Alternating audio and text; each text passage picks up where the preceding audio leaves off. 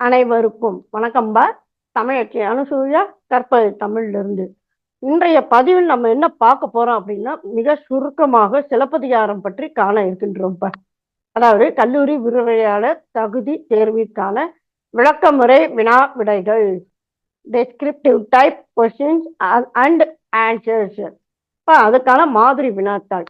இதுல சிலப்பதிகாரம் பற்றி பல வினாக்கள் இடம்பெறுகின்றனப்பா. இங்க பாத்தீங்கன்னா நம்ம தொகுப்பா ஒரு கருத்தை கூறுகின்றோம். அதன் பிற்பாடு என்னென்ன மாதிரியான வினாக்கள் எல்லாம் அமைகின்றன, எவ்வாறு விடை எழுதல் வேண்டும் என்பது பற்றி தான் இந்த பதிவில் காண இருக்கின்றோம். வீடியோவை முழுமையாக பாருங்கள். நன்றி. வாங்க வீடியோக்குள்ள போகலாம்.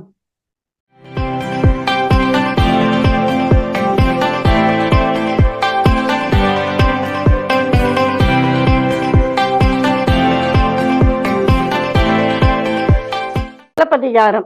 நம்ம சிலப்பதிகாரம் பற்றி நம்ம முதல்ல ஒரு முன்னுரை எப்பயும் கொடுப்போம்.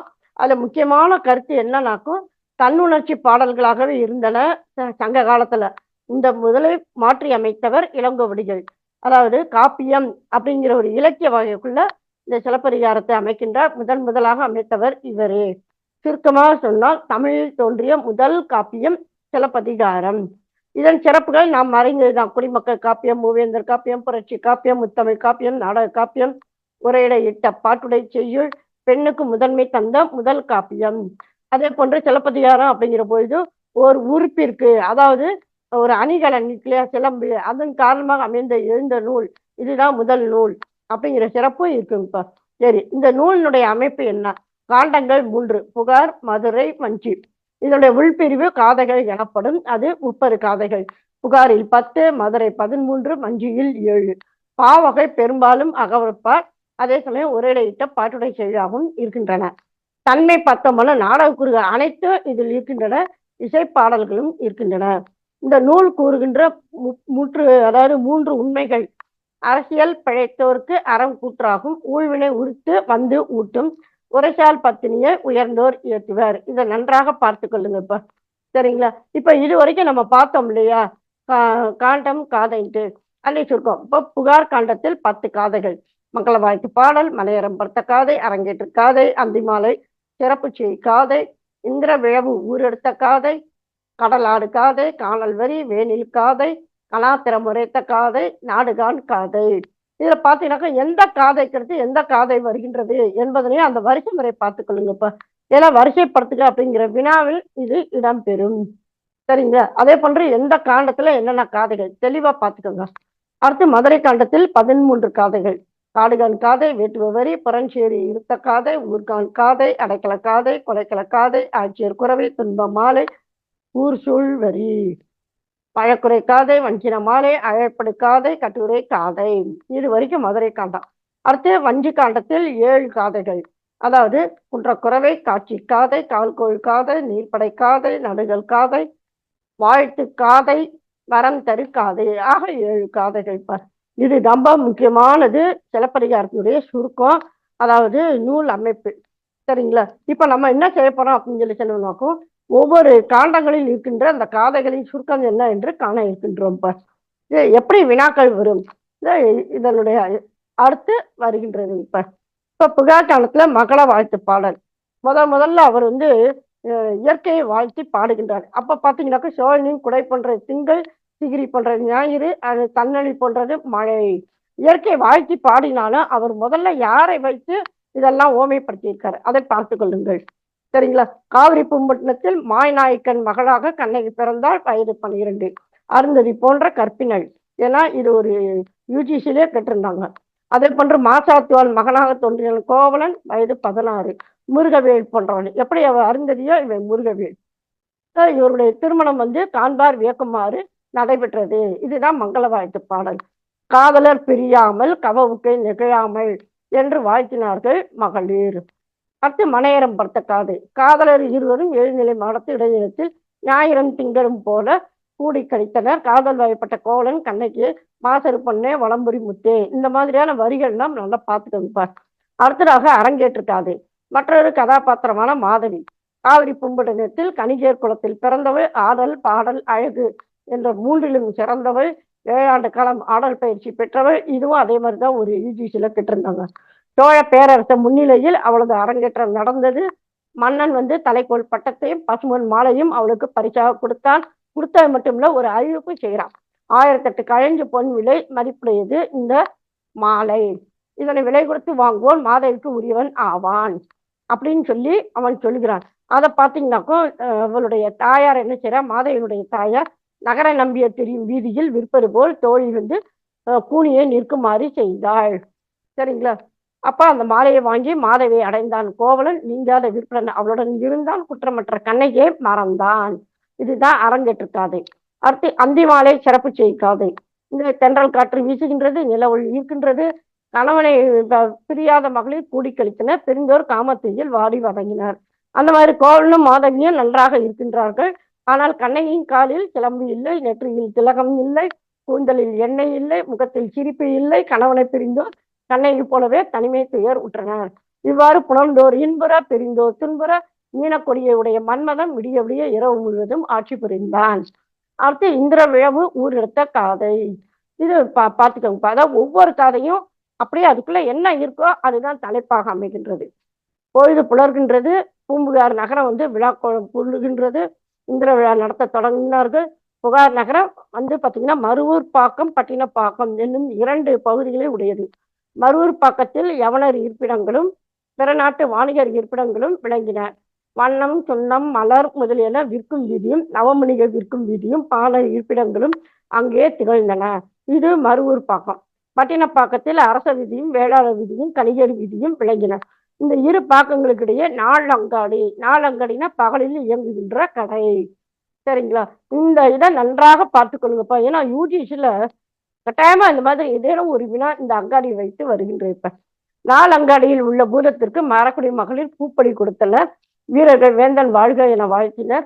வேந்தன் வடதிசை சென்று வென்று பரிசாக பெற்று வந்த கொற்றப்பந்தரும் பட்டி மண்டபமும் தோரண வாயிலும் ஒருங்கே காட்சியளித்த இடத்தும் பலி வழங்கப்பட்டது. வெள்ளிடை மன்றம், இளஞ்சி மன்றம், நெடுங்கல் மன்றம், பூத சதுக்கம், பாவை மன்றம் ஆகிய 5 வகை மன்றங்கள். இதுவும் இந்த வரிசை முறை பார்த்து கொள்ளுங்கள். சரிங்களா?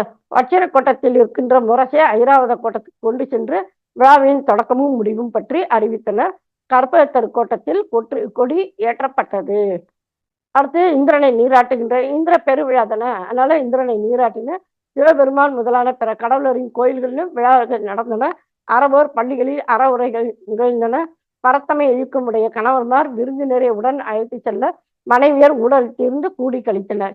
இன்ப விழா நாளில் கண்ணைக்கு இடக்கண் துடித்தது, மாதவிக்கு வழக்கண் துடித்தது. ஒரு யூஜிசில கேட்டாங்க. இந்த மாதிரியான செயல் நடைபெற்ற காதை என்ன காதை? இந்திர விழவு ஊர் எடுத்த காதை. அடுத்து கடலாடு காதை. இமயமலை வடச்செடியில் வாழும் விஞ்சியன் என்ன செய்கின்றான்? இந்திர விழாவிற்கான தன்னுடைய காதலியுடன் புறப்படுகின்றான். கங்கை, உச்சைனி, விந்தம், வேங்கடம், காவிரி முதலானவற்றை காட்டி காவிர பூம்பட்டினத்தை அடைகின்றான். மாதவி ஆடிய ஆடலை கண்டு மகிழ்கிறான். இந்திர விழா முடிந்தது. முடிஞ்சதுனால கோவலனுக்கு வருத்தமாகுது. உடனே மாதவி என்ன செய்கின்றார்? தன்னை ஒப்பனை செய்து கொண்டு அவன் முன் அவனை ஆடி மகிழ்விக்கின்றாள். இருவரும் பல வீதிகள் கடந்து கடற்கரை செல்கிறார்கள்.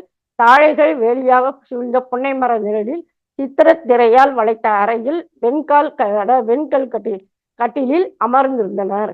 அப்போது வசந்தமாலையின் கையில் இருந்த யாழினை மாதவி வாங்கினாள். இப்பதான் ஆரம்பிக்குது விதி. சரிங்களா? அடுத்து காணல் வரி. அதை என்ன செய்றா? அதனுடைய குற்றமின்மையை அறிந்து கொண்டு அவள் என்ன செய்கின்றாள்? அதனை கோவலனிடம் அவள் தருகின்றாள். அவன் காவிரி ஆற்றையும் கடற்கரை சோலையையும் மையமாக வைத்து வரிப்பாடல்களை யாழில் இசைத்து பாடினான். காணல் வரி, அதனால வரிப்பாடல்கள். தலைவன் தலைவியர் தம் கள ஒழுக்கம் உணர்த்தும் அகப்பொருள் துறை அமைந்த பாடல்களை அவன் பாட அவற்றை தவறாக புரிந்து கொள்கிறாள் மாதவி. இவன் பாடிய பாடல்களில் ஒரு குறிப்பு உண்டு. இவன் வேறொருத்தியிடம் மயங்கினான் போலும் என்று அருதிய கவள் என்ன செய்கின்றாள்? யாழே தான் வாங்குகின்றாள். அவன் மனசுல எதுவும் இல்லை, இருந்தாலும் அந்த ஒரு குறிப்பு இருக்கின்ற மாதிரியான அவளும் காணல் வரி பாடல்களை பாடுகின்றாள்.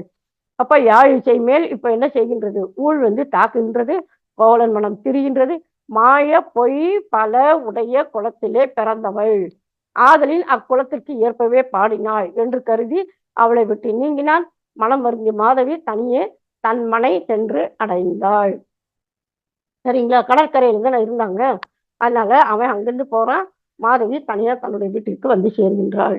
அடுத்ததாக வேலையில் காதை. கோவலனை பிரிந்து மாதவி என்ன செய்கின்றாள்? யாழ் இசைத்து பாடுகின்றாள்.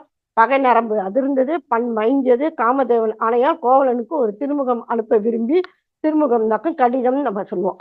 அதனால என்ன செய்கின்றார், தாழை மடலை எழுத்தாளாக கொண்டு பித்திகை அரும்பை எழுத்தாணியாக சாதுலிங்க குழம்பை மையாக இதையும் நன்றாக பார்த்து, அதுக்காக தான் இந்த கருத்துக்கள் எல்லாம் கொண்டு உங்களுக்கு கொடுத்துருக்கேன்ப்பா.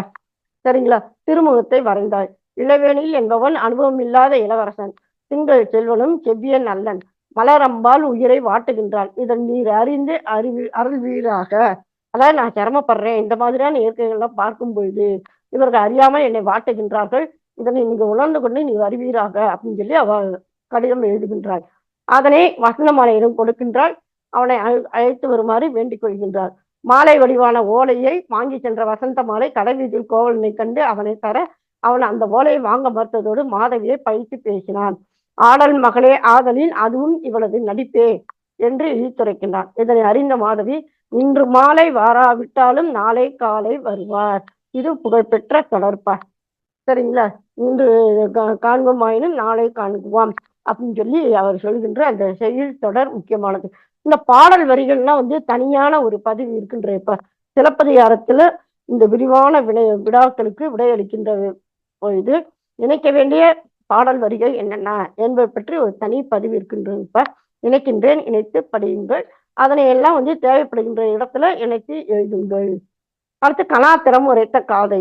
இது புகார் நகர மகளிர் மாலை பொழுது மலரும் நெல்லும் தூவி விளக்கேற்றி தெய்வத்தை வழிபட்டனர். தேவந்தி கோயிலுக்கு சென்று அருகு முதலியவற்றை தூவி வழிபட்டு கண்ணகி தன் கணவனோட சேரணும்னு சொல்லி அவள் வாழ்த்துகின்றாள், அதாவது வணங்குகின்றாள். வீட்டிலும் அவளை வாழ்த்துகின்றாள்.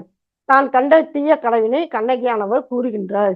உடனே தேவந்தி என்ன சொல்ற, சோமகுண்டம் சூரியகுண்டம் மூழ்கி காமவே கோட்டம் சென்று தொழுதால் தீமை விலகும், கணவனை பிரியாத வாழ்வு கிட்டும், மறுமையில் போக பூமியில் பிறக்கும் வாய்ப்பும் கிடைக்கும் என்று அவள் கூறுகின்றாள். துறைமூழ்கி தெய்வம் தொழுதல் சமண சமய நெறி என்று. பாருங்களேன், ஒரு சமய கருத்து கொண்டு வராரு பாருங்க இளங்கோவடிகள். இது ஒரு வகை மூடம் என்று கண்ணகி பதில் உரைக்கின்றாள். அப்பொழுது கோவலன் வந்தான். அவளது வாடியம்மேனி கண்டு வருந்தினான். கண்ணியின் காற்சிலப்பை முதலாக கொண்டு இழந்த பொருளை மீட்க விரும்பி புகாரில் வாணிகத்தை மேற்கொள்ள மனமில்லாமல் மதுரை செல்லலாம் எழுக என்று கண்ணகியிடம் உரைக்கின்றான். வினையின் ஏவலின்படி பொழுது புலர்வதற்கு முன்னாலே இருவரும் மதுரை நோக்கி புறப்பட்டனர். நாடுதான் காதை. காணக்கும் காணுதல் அர்த்தம். அவர்கள் என்ன செய்யறாரு, நகரத்தை காண போயிருக்கின்றார்கள். அதனால் அவர் கூறப்படுகின்றது. அப்படி போகும்பொழுது கவுந்தியடிகளின் அடி தொழுது தாங்கள் மதுரைக்கு செல்வதை கூற அவரும் உடன் வர, ஆக மூவரும் நாள்தோறும் ஒரு காவதம் நடந்து சென்றனர். மூவரும் காவிரியின் தென்கரை அடைந்து ஒரு பொழிலில் தங்கிய வேளையில் அங்கே வந்த வம்பப்பரத்தையும் வருமொழியாளனும் கண்ணகியையும் கோவலனையும் நோக்கி பைக்க, அது பொறாத கவுந்தியடிகள், பொறாதன்னா அதை பொறுக்க முடியாமல்னு அர்த்தம், நரிகளாகுமாறு சபிக்கின்றார். கோவலனும் கண்ணகியும் இறங்கி வேண்டிக் கொள்ள கவுந்தியடிகள் ஓராண்டில் சாபம் விலகட்டும் என்று அவர் அருள் செய்கின்றார். மறுபடியும் மூவரும் கிளம்பி உரை அடைகின்றார்கள். இது வரைக்கும் பாத்தீங்கன்னா புகார் காண்டம்பா. சரிங்களா? அப்ப கோவலன் கண்ணகியினுடைய திருமணம் ஆரம்பித்து இடையில் ஏற்பட்ட அந்த நிகழ்வுகள் தாண்டி மூவரும் மதுரைக்கு கிளம்புகின்ற வரையுமான கதை புகார் காண்டம், அதாவது சோழ நகரம். இப்ப அடுத்ததாக மதுரை காண்டம் இரண்டாவது. இதில் பார்த்தோமானால் 13 காதைகள் இடம்பெறுகின்றன. அதுல 10 காதைகள் இடம்பெற்றன. சரிங்களா? மூவரும் என்ன செய்றாங்க, கிளம்புறாங்க. ஒரு சோலையில் தங்குகின்றார்கள். பாண்டியனின் பெருமை பற்றி தானே பேசிக் கொண்டிருந்த மாங்காட்டு மறையோனை சந்திக்கின்றன. மதுரை செல்லும் வழி பற்றி கேட்கின்றன. 3 வழிகளை அவன் கூறுகின்றான். அவர்கள் அவன் கூறிய இடவழியில் சென்றனர். நீர்வேட்கை காரணமாக கோவலன் ஒரு பொய்யை கரையை அடைந்த பொழுது காணூரை தெய்வம்னாக்கும் கால்னாக்கும் காடுன்னு அர்த்தம். அப்ப காட்டில் வாழ்கின்ற தெய்வம் வசந்த மாலை வடிவத்துடன் அவனை மயக்கியது. அவன் கொற்றவை மந்திரத்தை உச்சரிக்க அந்த வஞ்சக வடிவம் மாற தெய்வம் தன் இயல்பினை கூறி மறைந்தது. பின் மூவரும் ஐயையின் கோயிலை அடைந்தனர். அடுத்ததாக வேட்டுவபடி. அங்கே சாலினி தெய்வம் ஏறப்பெற்று கொற்றவைக்கு செய்ய வேண்டிய செய்கடனை நிறைவேற்றுமாறு கூறினாள். அப்படின்னா தெய்வம் ஏறப்பெற்று அப்படின்னாக்கும் சாமி வந்ததுன்னு சொல்ல முடியாது. அந்த மாதிரி சாமி அவ சொல்றா, போய் கொற்றவைக்கு செய்ய வேண்டிய கடனை செய்ய அப்படிங்கிறா. அப்புறம் கண்ணகியை அனைவருக்கும் சுட்டிக்காட்டி, இவ்வளோ கொங்க சொல்லி குடமலையாட்டி தென் தமிழ்நாடு செய்த தவக்கொழுந்து, இதெல்லாம் மேற்கொள்ளலாம் பார்த்துக்கோங்க. எதிர்கால தெய்வ நிலை குறித்து வியந்து உரைக்கின்றாள். இனிமே நடக்க போறத முன்னாலேயே அவ சொல்லுகின்றாள். அது கேட்ட கண்ணகி நாணமுற்று கணவனின் புறத்தே ஒதுங்கி நின்றாள். வேட்டுவர்கள் கொற்றவையின் புகழ் கூறி வரி பாடல்களை பாடி கொண்டாடினர். அதான் வேட்டுவர்கள் பாடுகின்ற வரி. முதல்ல பார்த்தது நம்ம காணல் வரி. இப்ப வேட்டுவர்கள் பாடிய வேட்டுவ வரி. அடுத்து புறஞ்சேரி இருத்த காதை. ரொம்ப தூரம் நடந்ததுனால கண்ணை உடல் சோர்வு ஏற்படுகின்றது. அதனால் கோவலன் பாண்டியனை செங்கோல் சிறப்பால் நாட்டில் யாதொரு இடையூறும் நேராது. அதனால் இரவில் செல்லலாம் என்று கூறுகிறார். மூவரும் நடந்து சென்றனர். முள்வேலி சூழ்ந்த காவல் மிக்க இடத்தை இருவரையும் மிக்க செய்து கோவலன் மட்டும் தனியே பிரிகின்றான். நீர்த்துறையை அடைகின்றான். அங்கே கோசிகனை சந்திக்கின்றான். கோவலனை பிரிந்த புகார் நகரம் உற்ற துயர் பற்றி கோசிகன் எடுத்து கூறுகின்றான். மாதவியின் கடிதத்தை அவனிடம் அளித்தான். கடிதத்தின் மேன்மையை உணர்ந்த கோவலன் அவள் செய்த குற்றம் யாதும் இல்லை, இது என் தீது. இப்பதான் அவனுக்கு அது உணருது. என நொந்து தன்னையே பழித்து கொண்டான். பின் பாணரோடு சேர்ந்து யாழ் இசைத்தான். மதுரை எவ்வளவு தூரம் இருக்கிறது, அண்மைத்தே என்று அந்த பாணர்கள் கூறுகின்றார்கள். அதன் பின் மூவரும் ஒரு கட்டுமரத்தில் ஏறி வையையாற்றை கடந்து மதுரை மதில்புறத்தில் இருக்கின்ற புறஞ்சேரியில் தங்குகின்றனர். சரிங்களா? ஊர் காண்காதை. கண்ணைக்கு நேர்ந்த துன்பத்திற்காக வருந்தினான். உள்ளம் நொந்து கிடந்த அவனுக்கு சிறந்த முறையில் ஆறுதல் வழங்கினார் கவுந்தியடிகள். கோவலன் இந்த மாதிரி கண்ணைக்கு நம்ம கஷ்டப்படுத்திட்டோமே அப்படின்னு அவன் வருந்தான். அப்ப கவுந்தியடிகள் ஆறுதல் கூறுகின்றார். கோவலன் தான் மதுரை சென்று திரும்பி வரும் வரை கண்ணகியை அடிகளின் பாதுகாப்பில் இருக்கச் செய்து கூடல்மா நகரின் உள்ளே பல்வேறு காட்சிகளையும் பல்வேறு கடைத்தெற்களையும் கண்டு புறஞ்சேரிக்கு திரும்பினான். மறுபடியும் கிளம்பு இடத்துக்கு சேர்றான்.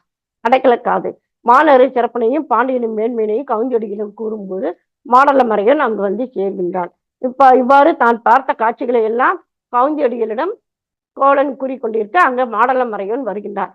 அவன் கோவலனை கண்டு வியந்தான். இந்த பிறவியில் நீ செய்ததெல்லாம் நல்வினையே, அப்படி இருக்க கண்ணகியுடன் நீங்க அடைந்தது பண்டை வினையாய் போலும் என கூறினான். கோவலன் தான் கண்ட தீக்கணாவை கூறி துன்பம் விரைவில் வரும் என்று கூற மாடலனும் கவுந்தியடிகளும் இப்புறஞ்சேரி இருக்கை இல்லறத்தார்க்கு உரியதென்று துறவரத்தார்க்கே உரியது என மொழிந்து கோவலனையும் கண்ணகியும் மதுரைக்குள்ளே செல்லுமாறு அவர்கள் இருவரும் விரைவுபடுத்துகின்றார்கள். ஒரு தேர்வுல கேட்டிருந்தாங்கப்பா, இந்த மாதிரி உடனடியாக செல்லுமாறு கூறியது யார் யார்? மாடலமறையோனும் கவுந்தியடிகளும். அந்த வேளையில் மாதரி என்னும் ஆயர்குல முதுமகள் ஒருத்தி அங்கு கவுந்தியடிகளை வணங்கிய பொழுது கண்ணகியை பாதுகாக்குமாறு அம்மாதரியிடம் ஒப்படைத்தார். மாதரியும் மகிழ்ந்து கண்ணகியும் கோவலனையும் அழைத்து கொண்டு தனது இல்லத்தை அடைந்தாள். அதாவது மதுரை நகரத்துக்குள்ள இப்ப போயிட்டாங்க அவங்க. சரிங்களா? அப்போ கவுந்தியடிகளிடம் இருந்து மாதரி கைக்கு போனதுனால இந்த காதையின் பெயர் அடைக்கல காதை. அடுத்து கொலைக்கல காதை. மாதரி தன் மகள் ஐயா என்ன செய்யறார், நீ கண்ணைக்கு வேண்டிய உதவியெல்லாம் செய்ய அப்படிங்கிறார். சமையல் வேண்டியெல்லாம் எடுத்து கொடுக்க சொல்கின்றாள். அதை சமையல் செஞ்சு அதை கோவலனுக்கு ஊட்டுகின்றாள். கோவலன் இனிதாக உண்டான். தன்னால் கண்ணைக்கு நேர்ந்த துன்பம் குறித்து வருந்தினான். என்னோடு போந்து ஈங்கு என் பெயர் கலைந்த பொண்ணு கொடியே என புகழ்ந்தான், புலம்பினான். ஈரடி கிளம்பில் ஒன்றை விற்று வருவேன், மயங்காதிரு என்று கூறி சென்றவன் கடைவீதியில் பொற்கல்லனை சந்திக்கின்றான். சிலம்பை விற்பது குறித்து வினாவினான். இச்சிலம்பு பெருந்தேவிக்கே பொருந்தக்கூடியது என்று பொற்கல்லன் உணர்கின்றான். ஏன்னா அந்த மாதிரியான சிலம்பு அவன் கொண்டு வந்த மிகவும் விலை உயர்ந்த சிலம்பு. அப்ப மன்னருடைய திருமதி அணிவது, அதாவது அரசியர்கள் அணியக்கூடிய ஒரு சிலம்பு இது, அவர்களுக்கு தான் பொருந்தக்கூடியது என்று உணர்ந்த பொருட்கள் தனது திருட்டை கோவலன் மீது சுமத்த விரைந்து செயல்பட்டான்.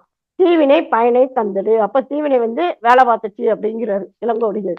தன் மனைவியின் ஊழலத்திற்கு சென்று கொண்டிருந்த பாண்டியனை கண்டு அவன் காலில் வீழ்ந்து வணங்கி, பாண்டிமாதேவியின் சிலம்பை திருடிய கல்வன் அகப்பட்டான், என் குடில் அகத்தான், என்கிட்ட இருக்காம அப்படிங்கிறான். கல்வனை கொன்று சிலம்பினை கொணருமாறு காவலருக்கு கட்டளையிட்டான் பாண்டியன். கோவலனை கண்ட காவலர் இவனை பார்த்தா திருடன் போல் தெரியவில்லையே என்றனர். பொற்கொள்ளன் பதறினான். ஐயோ என்னடா இது, இவன் திருட இல்லைன்னு சொல்றானே அப்படின்னு அவனுக்கு பயம் ஆயிடுச்சு. உடனே அவங்க மனசுல பதியுமாறு நினைக்கிறான். களவு நூல் பற்றி பேசினான். கல்வரின் திறத்தை பலவாறு கூறுகிறான். அப்போது அதில் இருந்த ஒருவன் கல்லாதவன். அவன் என்ன செய்யறான், கோவலனை வாழால் வெட்டினான். கோவலன் உடல் மண்ணில் சாய்ந்தது, கூடவே மன்னனின் செங்கோலும் விழுந்தது. அடுத்ததாக ஆய்ச்சியர் குறவை. இதே நேரம் ஆயர்படையில பாத்தீங்கன்னா பல வகை தீ நிமித்தங்கள். தயிர் கடையை சென்ற மாதரி திடுக்கிட்டால் பால் உறையவில்லை, வெண்ணெய் உருகவில்லை, ஆட்டு குட்டிகள் துள்ளி விளையாடவில்லை, பசுக்கள் அழுகின்றன, ஏதோ ஒரு துன்பம் வரப்போகிறது என்று வருந்தினாள் மாதரி. அவள் முன்னர் ஆயர்ச்சேரியில் கண்ணனும் பலராமனும் பின்னையுடன் ஆடிய குறவையை இப்போது துயர் தீர ஆடுவோம் என ஐயையை நோக்கி கூறினார். அதாவது தன்னுடைய மகளை நோக்கி கூறினார். உடனே கன்னியர் எழுவர் ஏழிசை பெயர் பெற்று திருமாலின் சிறப்பை பாடியவாறு குறவை ஆடினர். அதான் ஆய்ச்சியர் குறவை. அடுத்து துன்பமாலை. குறவை முடிந்தது மாதரி வைகைக்கு நீராடச் சென்றாள். அப்பொழுது கோவலன் கொல்லப்பட்ட செய்தி அறிந்து ஒருத்தி வந்து கூறுகிறார், அரண்மனையில் சிலம்பத்தினுடைய கல்வன் என கூறி கோவலனை கொலை செய்தனர் என்றாள். இது கேட்ட கண்ணகி சினம் கொண்டாள். காண்பார் இறங்க அழுது துடித்தாள். காய்கறி செல்வனே, அதாவது சூரியனே, கல்வனோ என் கணவன் என சூரியனை நோக்கி விரைவினான். நீ கணவன் கல்வன் அல்லன், கல்வன் என்று கூறிய ஊரை தீ உண்ணும் அப்படிங்கிற ஒரு பதில் கிடைக்கின்றது. அதாவது அசரீரி. அடுத்ததாக 19வது ஊர் சூழ்வரி. இப்ப சூரியன் சொன்னதை கேட்ட சில கண்ணகி தனது மற்றொரு செல்வம் புறப்பட்டால் கணவனை காண்பேன், அவன் வாயிலிருந்து ஒரு தீதரு நல்லூரை கேட்பேன். அதாவது தூய்மையான சொல், நல்ல சொல் கேட்பேன், குற்றம் இல்லாத சொல்லினை கேட்பேன். வெட்டுண்ட கணவனை பலர் காட்ட கண்டு துடியடித்தாள். பொன்னரு நறுமேனி புய்தியிலே கிடப்பதா என மருண்டாள். நீ இங்கே இரு என கணவன் வாய் திறந்து மொழிய கேட்டும் பயிர் துடைப்பதற்காக பாண்டியனை காண அரண்மனை சென்றாள் கண்ணகி. வழக்குரைக்காது. பாண்டிமாதேவி தான் கண்ட தீய கனவை மன்னனிடம் சொல்லிக் கொண்டிருக்கின்றாள். அப்பொழுது அரண்மனை அடைந்த கண்ணகி பாண்டியன் முன் தோன்றி தன் கணவனை ஆராய்ந்து கொண்ட கொடுங்கொன்மையை அஞ்சாது எடுத்துரைத்தாள். கொஞ்சம் கூட பயப்படாம அவன் செய்த அந்த கொடுங்கொன்மை செயலை எடுத்து உரைக்கின்றார். நீதி செருக்கு மிக்க பாண்டியன் தான் செய்த தவறு என்பதனை முதலில் உணராது பேசினான். கண்ணகி தன் காற்சிலம்பு வேந்தன் முன் வீசி எறிந்தாள். உண்மை உணர்ந்த பாண்டியன், யானோ அரசன் யானே கல்வன். பாருங்க, யானோ அரசன் யானே கல்வன், அதாவது தேற்றம் சொல்லுவோம் இல்லையா, நான் தான் திருடேன் அப்படின்னு சொல்லுது. அதான் யானே கல்வன்.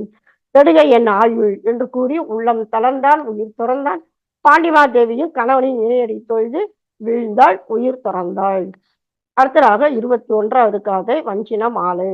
அரசம்மா உயிர்த்தி நீத்தரே அறியாத கண்ணகி அவளை நோக்கி, ஒப்பற்ற கற்புடை மகளிர் பலர் பிறந்த ஊரில் நானும் பிறந்தேன், யானும் ஒரு பத்தினியாயின் அரசரோடு மதுரையை அழிப்பேன் என்று வஞ்சினம் கூறி, நான் மாட கூடலில் உள்ள மகளிரே ஆடவரே மாதவரே கேளுங்கள், குற்றமில்லாத என் கணவனை கொலை செய்த மதுரையை நான் அழிப்பது குற்றம் ஆகாது என்று கூறி இடமுலையை கையால் திருகி எறிந்தாள்.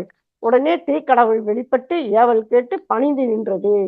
நல்லோர் பக்கம் சாராது தீயோரை அழிப்பாயாக என்று கண்ணகி ஆணையிட்டாள். அவ்வாறு சீர்திறத்தார் பக்கம் சேர்ந்தது தீ. சரிங்களா? அடுத்து 22வது காதை அழற்படு காதை. அழல்னா நெருப்புன்னு அர்த்தம். அப்ப 4 வர்ண பூதங்களாகிய தெய்வங்களும் நகரை விட்டு நீங்கின, பசுக்களும் கன்றுகளும் தீயில் அகப்படாது அகன்ற தெருவில் ஓடின, யானைகளும் குதிரைகளும் மறைப்புறத்தே சென்றன. தீ அறவோர் பக்கம் சாராது மறவோர் பக்கம் மண்டியது. இல்லற நெறியினின்றும் பெறலாத முதுமகளிர் கணவனை இழந்த கண்ணகியின் செயல் சிறந்ததே என தீக்கடவுளை வணங்கினர். தீயின் வெம்மையை தாங்காத மதுராபதி தெய்வம் கண்ணகியின் முன் வந்து தோன்றியது. அடுத்ததாக கட்டுரை காதை. அந்த தெய்வம் கண்ணகியை நோக்கி, நான் மதுரையின் காவல் தெய்வம், உன குற்ற துன்பம் கண்டு நானும் துன்புற்றேன். இந்நாட்டை ஆண்ட பாண்டியர் அனைவருமே பழியுடன் படராதவர், அப்படி யாருமே கடந்த இதுவரைக்கும் இருந்தது கிடையாது. நெடுஞ்செய்யனும் அத்தகையவன் தான். ஊழ்வினை காரணமாக உனக்கு இந்த துன்பம் நேர்ந்தது. நின் கணவனின் பழம்பிறப்பை கூறுகிறேன் கேள்வி. கலிங்க நாட்டில் சிங்கபுரத்தில் இருந்த வசி என்பவனும் கபிலபுரத்தில் இருந்த குமரன் என்பவனும் தாய உரிமை காரணமாக பகை கொண்டிருந்தார்கள்.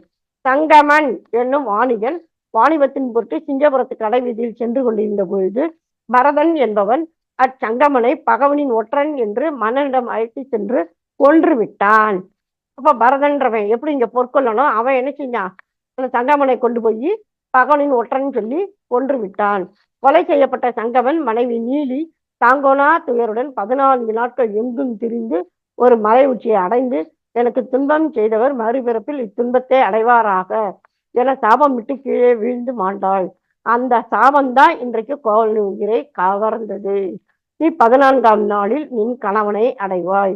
அப்ப சங்கமன் இந்த பரதன்றவன் செய்த அந்த தீ செயல் தான் இன்னைக்கு அவனோட உயிரை பறித்தது. பின் பேரமே வடிவான கண்ணகி திருச்செங்குன்றம் மலை மீது ஒரு வேங்கை மரத்தடியில் செயலற்று நின்றாள். 14ஆம் நாள் பகல் பொழுது கழிந்ததும் அங்கு தெய்வ வடிவத்துடன் வந்த கணவனுடன் வானகம் சேர்ந்தாள். சரிங்கப்பா. அப்ப இது வரைக்கும் பாத்தீங்கன்னா 13 காதைகள் அடங்கிய மதுரை காண்டம் பற்றி நம்ம பார்த்தோம்ப்பா. சரிங்களா? இதுல முக்கியமான தொடர்கள் கொடுத்திருக்கின்ற பாடல் வரியை கொண்ட பதிவை இணைக்கின்றேன், இணைத்து படியுங்கள். சரிங்களா? அடுத்ததாக 3வது காண்டம் வஞ்சி காண்டம். இதில் பார்த்தோம்னால் 7 காதைகள். அது 24வது அந்த வரிசைப்படி குன்றக்குறவை. அவன் இருக்கா, அவன் வருகின்றான், அதனால் அவள் வானகம் சேர்ந்தாள்னு சொல்லி பார்த்தோம். அப்ப எம் குலம் தெய்வமான வள்ளி பொல்வி யாரம்மா நீ என வினவினர் அந்த மலையில் இருக்கின்றவர்கள், குன்றக்கிறவர்கள். அவர்கள் வந்து மதுராபதியின் கட்டுரையால் ஒருவாறு சிற்றம் தணிந்திருந்த கண்ணகி தன் தீவினையால் மதுரை கெட்டதும் மன்னன் மாண்டதும் தான் கணவனை எழுந்ததுமான நிகழ்ச்சிகளை கூறி வருந்தினாள். அப்போது வானவர் கோவலனுடன் வந்து கண்ணகியை வணங்கி கணவனை அவளுக்கு காட்டினர். கோவலனுடன் கண்ணகியை அழைத்து கொண்டு வான ஊர்தியில் ஏறி மின்னுலங்கு அடைந்தனர். இதனை கண்ட குன்றக்குறவர்கள் ஆடிப்பாடி மகிழ்ந்தனர். புதியதொரு தெய்வம் நம்மை வாழ்விக்க வந்தது, அதற்கு கோவில் எடுப்போம், விழா செய்வோம் என்று கொண்டாடுகின்றனர். அடுத்ததாக 25வது காதை காட்சி காதை. சேரன் செங்குடன் தன் தேவி வேண்மாளுடன் மலைவளம் காண பேரியாற்றங்கரையில் தங்கியிருந்தான். அப்பொழுது இதெல்லாம் பார்க்கிறான். பார்த்துட்டு மன்னனின் அருகில் இருந்த சாத்தனார் கோவலன் கொலை உண்டது, கண்ணகி பாண்டியனை கண்டு வழக்குரைத்தது, பாண்டிமாதேவி உயிர் திறந்தது ஆகிய செய்திகளை விரிவாக எடுத்து கூறுகின்றார். உடனே செங்குட்டுவன் உயிர் கொடுத்து பழிதுடைத்து புகழ்பெற்ற பாண்டியனின் பண்பினை பாராட்டினான். நாடாழ்வது எத்தகைய துன்பம் தருவது என சுட்டி காட்டினான். அருகில் இருந்த சேரமாதேவி பத்தினி தெய்வத்தை வணங்கி வழிபடல் வேண்டும் என்ற பொழுது, பொதியமலையில் கல் கொண்டு காவிரியில் நீர் படுத்தலை விட இமயமலையில் கல் கொண்டு கங்கையில் நீர் படுத்தலே வீரக்குடியில் பிறந்த தனக்கு ஏற்றதாகும் என்று சேரன் செங்குட்டுவன் முடிவு செய்தான். பத்தினிக்கு கல்கொள்ள இமயமலைக்கு எம்பேந்தன் புறப்படுகிறான். வடதிசையில் உள்ள மன்னர் எல்லாம் திரையுடன் வந்து வணங்கியாயின் எல்லாரும் வணங்காவில வணங்க மாட்டீங்க அப்படின்னு சொல்லி சொன்னா, இல்லம் நீத்து துறவு கொண்டு காட்டுக்கு செல்லுக என்று பறை அறிவிக்கப்பட்டது. அடுத்து கால்கோள் காதை. கனகன் விசயன் என்ற இரு ஆரிய அரசர்கள் தமிழ் மன்னரை இகழ்ந்தனர் அப்படின்னு சொல்லி ஏற்கனவே வடக்கிருந்து வந்த முனிவர் மூலம் சேரன் அணிந்திருந்தான். அவருடைய செருக்கையை அடக்க காலம் பார்த்திருந்தான். இப்ப கோவில் அமைக்கணும்னு தெரிந்தது, கல் எடுக்கணும்னு தெரிந்தது. அதனால் அவன் என்ன செய்தான், பத்தினி தெய்வத்தின் உருவம் அமைப்பதற்கான சிலையினை அந்த கனக விசயர் முடி தலையில் ஏற்றி கொணர்வேன் என்று சூழ் வரைத்து வடபுலம் செல்ல தயாரானான். 4 வகை படை புடைச்சூழ முதலில் நீலகிரி சென்று பின்பு அங்கிருந்து புறப்பட்டு வடநாடு சென்று நூற்றுவர் கண்ணர் உதவியால் கங்கையை கடந்து பகை நாட்டில் புகுந்தான். கனக விசயருக்கு உதவியாக வந்த மன்னர்களை எல்லாம் வென்று வாகை சூடினான் சேரன் செங்குட்டுவன். அமைச்சரையும் கேனரையும் ஏவி இமயமலையில் பத்தினி தெய்வத்துக்குரிய கல்லை தேர்ந்தெடுத்தான். அதான் கால்கோள். கால்கோள்னு என்ன அர்த்தம், எடுத்துக்கொள்ளுதல்னு அர்த்தம். அந்த கல்லை தெரிவு செய்தல். அடுத்ததாக 27 நீர்ப்படை காதை. இதெல்லாம் நம்ம புறப்புற வெண்பமாலையில படிச்சிருக்கோம். நீர்ப்படை காதைன்னு என்ன அர்த்தம், தெரிவு செய்த அந்த கல்லை வந்து புனித நீர் கொண்டு நீராட்டுதல் இல்லைங்களா. அக்கல்லை கனக விசயர் தம் முடி தலைமையில் ஏற்றி சென்று கங்கையில் நீர்ப்படை செய்தான். அப்போது கங்கையாடி வந்த மாடல மறையோன் மூலம் கோவலன் மதுரையில் கொலை கொண்ட நிகழ்ச்சியையும் அவனது கொலை செய்து கேட்டு புகார் நகரில் இருந்த அவன் தந்தையும் கண்ணகி தந்தையும் துறவு மேற்கொண்டதையும் இருவர் தாயரும் இறந்ததையும் அறிந்தான். மேலும் பாண்டி நாட்டு செய்திகளையும் மாடல மறையனிடம் கேட்டு அறிந்தான். அம்மறையனுக்கு அவன் நிறையளவு பொன்னை தானம் செய்தான். அப்புறம் இந்த கனக விசயர் மேல சோழ பாண்டியருக்கு காட்டி வருமாறு நீலன் முதலான கஞ்சிக மாக்களை ஏவினான். வினை முடித்த பெருமிதத்துடன் சேரன் செங்குட்டுவன் பெருந்தேவியுடன் வஞ்சிமா நகர் வந்தடைந்தான். அடுத்ததாக நடுகள் காதை. நடுகள் காதைனா கல்ல நடுறது. வஞ்சிக்கு திரும்பிய செங்குட்டுவன் தன் தேவியுடன் கூத்த சாக்கையை நிகழ்த்திய கூத்தினை கண்டு கொண்டிருந்த பொழுது நீலன் ஆரிய அரசர்களை சோழ நாடு கொண்டு சென்ற போது சோழன் முனிவேடம் தாங்கி போர்க்களத்தில் நின்றும் தப்பி பிழைத்து ஓடிய மன்னர்களை வென்றது ஒரு வெற்றியாகுமா என வினவினான் என்றும், பின்னர் பாண்டிய நாடு சென்ற போது பாண்டியன் தவவேடம் தாங்கியவர் மீது கொண்ட சினம் ஒரு சினமா என எள்ளி நகையாடினான் என்றும் கூறினான்.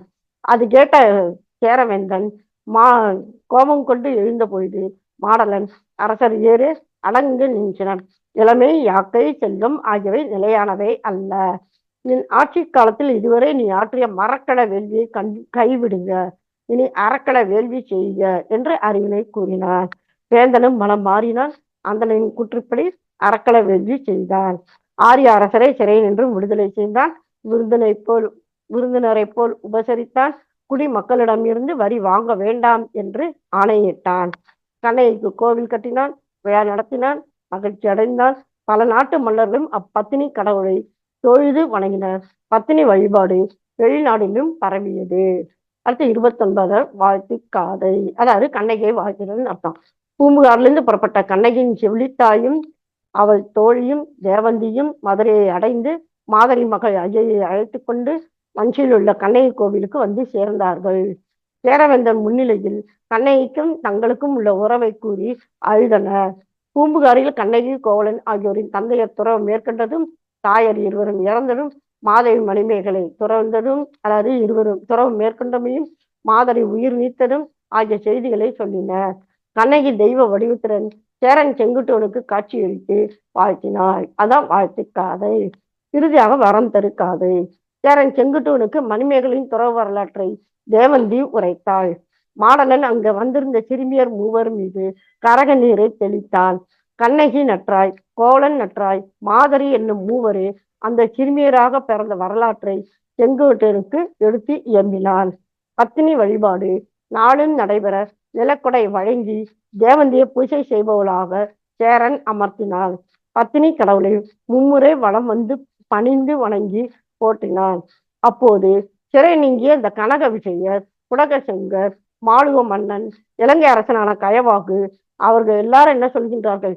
எங்கள் நாட்டு வேள்வியிலும் வந்தருளுக என்று கண்ணகி தெய்வத்தை வேண்டினார்கள். வரம் தந்தேன் என்னும் ஒளி எழுந்தது, அதாவது அசரீரி. அது கேட்ட அனைவரும் வியப்புற்றனர்.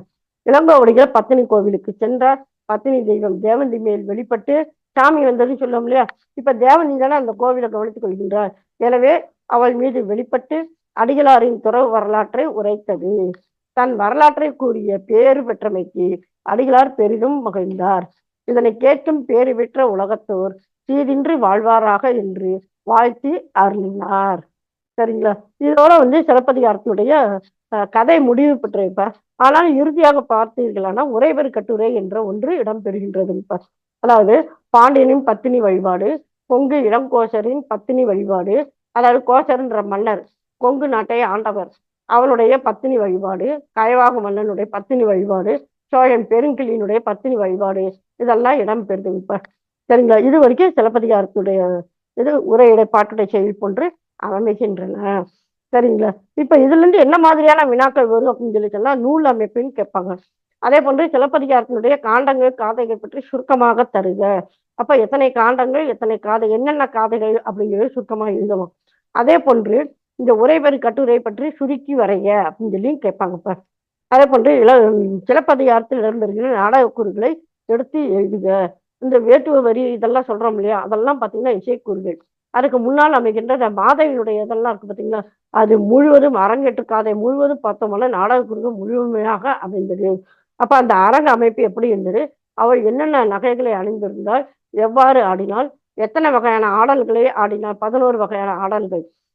அந்த 11 வகையான ஆடல்கள் எந்தெந்த தெய்வங்கள் ஆடியது, எதற்காக ஆடியது அப்படிங்கிற குறிப்புகளும் இருக்குங்கப்பா. சரிங்களா? அப்ப அது முழுமையே அதை எழுதணும். சரிங்களா? இறுதியாக எப்பயுமே பார்த்தீங்கன்னா ஆடலில் சிறந்தவருக்கு வழங்கப்படுகின்ற அந்த பட்டம் தலைக்கோல் பட்டம். அப்ப அந்த பட்டம் பற்றிய குறிப்பினையும் நம்ம கொடுக்கணும். அந்த தலைக்கோல் பட்டம் எவ்வாறு இருக்கும், எந்த மாதிரி வடிவத்துல இருக்கும் அப்படிங்கிறதையும் அந்த குறிப்புகள் எல்லாமே இருக்குங்கப்பா. எல்லாமே நம்முடைய பதிவுல இருக்குங்கப்பா. இணைக்கின்றேன், இணைத்து படியுங்கள். சரிங்களா? இசை கூறுகள் அப்படிங்கிற போது பார்த்தீங்கன்னா காணல் வரி, வேட்டுவ வரி, இது எல்லாமே பார்த்தீங்கன்னாக்கா என்ன மாதிரியான இசைகள், பண்கள் அப்படின்ற குறிப்புகள் கொண்ட பதிவு இருக்கின்றப்ப இணைக்கின்றேன், இணைத்து படியுங்கள். முக்கியமானது இந்த வினாக்களை நீங்க அப்படியே மொத்தமா எடுத்து எழுதுனா பத்தாது. இப்ப இங்க மேற்கோள் வரி எல்லாம் இருக்கு இல்லையா, அதெல்லாமும் எழுதணும். இரண்டாவது முக்கியமாக பாடல் வரிகள் இணைத்து எழுதணும். பாடல் வரிகளை இணைத்து எழுதினால் மட்டுமே மதிப்பெண். கதா மாதிரி எழுதுனீங்கன்னா உங்களுக்கு மதிப்பெண்ணே கிடைக்காது. சரிங்களா? அந்த பாடல் வரிகள் கொண்ட பதிவை இணைக்கின்றேன்.